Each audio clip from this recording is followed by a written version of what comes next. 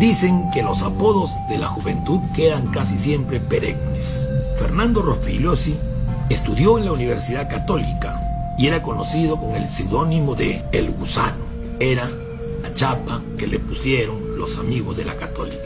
Sus ex amigos ahora dicen de él que se ofuscaba constantemente y se tornaba violento cuando era refutado. Era, dicen, un patán de tercera.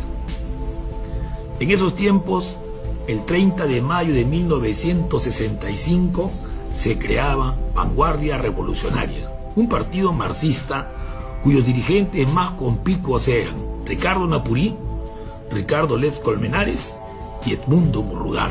En 1968, el Frente Revolucionario Estudiantil Socialista, FRES, de la Pontificia Universidad Católica, acuerda ingresar a este nuevo partido, Vanguardia Revolucionaria. Allí estaban Javier Díez-Canseco, Agustín Aya La Torre, Diego García Sayán y posteriormente el personaje Fernando Rospigliosi.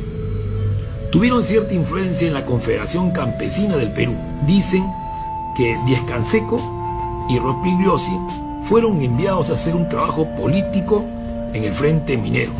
Pero eran los tiempos de Juan Velasco Alvarado, eran los tiempos de las expropiaciones, y eso afectó el trabajo político de Vanguardia Revolucionaria. Velasco, para Vanguardia Revolucionaria, era un gobierno reformista burgués y por lo tanto ocasionó múltiples divisiones al interior de la izquierda. En 1976 se crea la revista Amauta, que es una importante revista para la izquierda nacional, sobre todo porque ahí se enfocaban las luchas populares de ese tiempo, cosa que la prensa parametrada no lo permitía, ya que estábamos en una dictadura. Y este Rospigliosi era uno de los responsables, decían, era una especie de comisario de redacción, era un censor, una especie de Catón, y ejercía una dictadura personal. Apareció a su vez Marca. En esta nueva obra de la izquierda peruana, Marca, ni siquiera fue convocado Rospigliosi, porque tenía fama de divisionista. Renunció a Vanguardia Revolucionaria y volvió a la Universidad Católica para ser profesor. Inició también sus inicios en Caretas, ya que va a ser después editor. Ahí donde dicen algunos autores que comienzan a relacionarse con las ideas conservadoras. Lo cierto es de que en el año 2000 y en el 2001 se vuelve asesor de campaña de Toledo. 2 veces fue ministro del Interior en el gobierno de Toledo. Toledo había ingresado con una promesa: no privatizar en Arequipa. Había hecho una promesa de no privatizar Egasa y Eguesur, pero eso lo hizo solamente por campaña. Ya cuando estaba en el gobierno, dijo que iba a privatizar. Entonces se organizó el Frente Amplio Cívico de Arequipa, que se enfrenta al gobierno traidor de Toledo. En este enfrentamiento, Rospigliosi respondió a sangre y fuego, ya que él era ministro. Fallecieron Edgar Pinto Quintanilla y Fernando Talavera. Hubieron 318 heridos. Rospigliosi decretó el estado de emergencia y movilizó a las Fuerzas Armadas.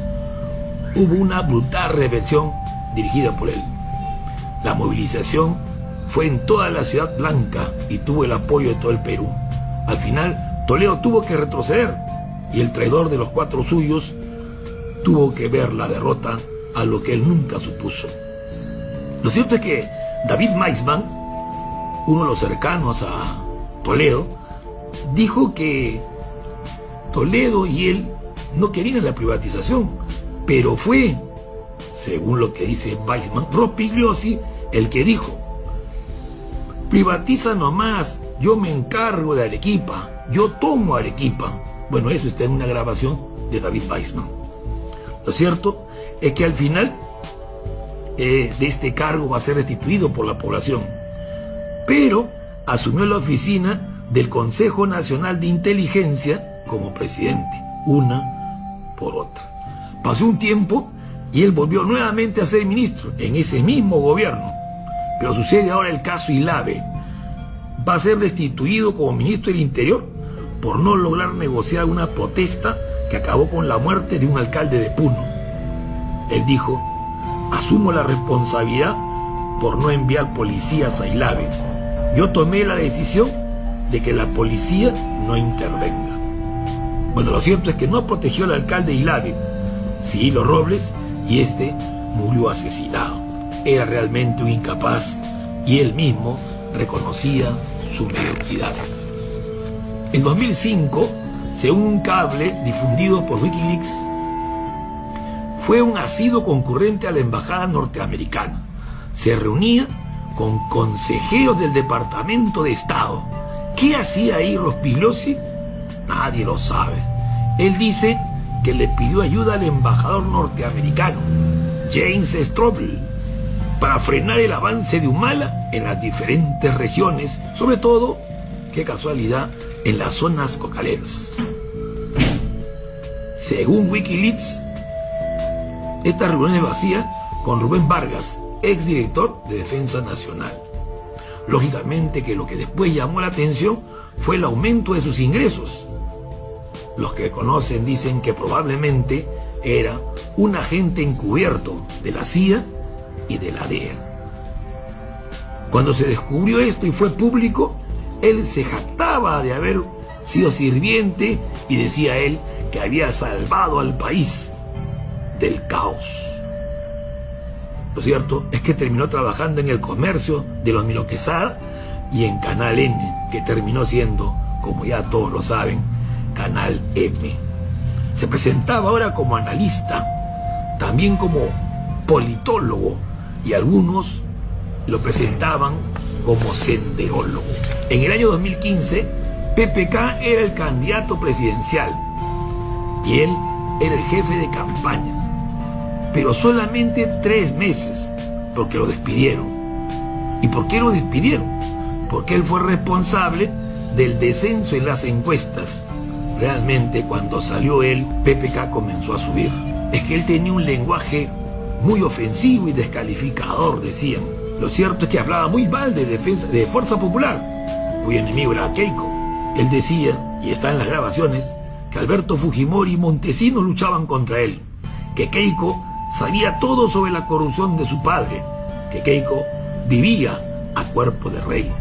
Lo cierto es que este personaje, para ganarse al pueblo y para olvidárselo del Arequipazo y los de Ilave que hemos citado, mencionaba a Keiko, aprovechando la situación del país. Este termina siendo el Felpudini, el chaleco de Toledo, de PPK y de Keiko. Bueno, lo cierto es que renunció, y cuando renuncia al partido de PPK, criticó a su amigo Carlos Basombrío, y lo hizo en un panfleto en el diario El Comercio. Basombrío, en un famoso Twitter, le respondió: yo solo conocía a un gusano que bajó al alacrán y de ahí bajó a la nada.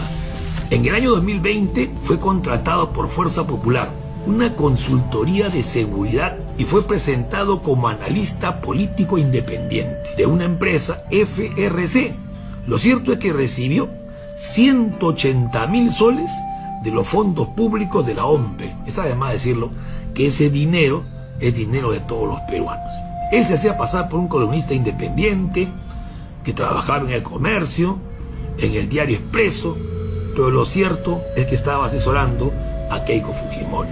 Oh maravilla, fue presentado como parte del equipo técnico de Keiko para las elecciones de 2021 y apareció como postulante al Congreso. De crítico a sirviente. Lo cierto es que estaba apareciendo ya el personaje.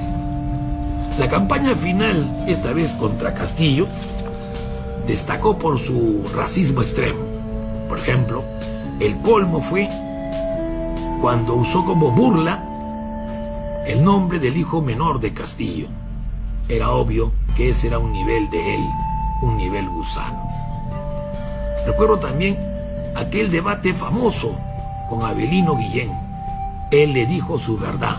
Cuando pretendía él ser abanderado de la anticorrupción, Guillén le dijo que cómo puede ser posible que el miembro de una organización criminal quiera luchar contra el crimen. Derrotado, no sabía cómo ir, entonces comenzó a gritar: fraude, fraude. Lo cierto es que asumió la defensa de Pedro Chávarri, de los Cuellos Blancos, de los Hermanitos, de la fiscal de la Nación sin tesis, de la SUNED Ubamba. Lo cierto es que su objetivo era agusanar al Perú. Su obra maestra se llama El arte del engaño y pretende engañar y sobre todo hacer olvidar su triste papel de colaborador eficaz de corruptos. Recuerde, solo la verdad nos hará libres. Muchas gracias.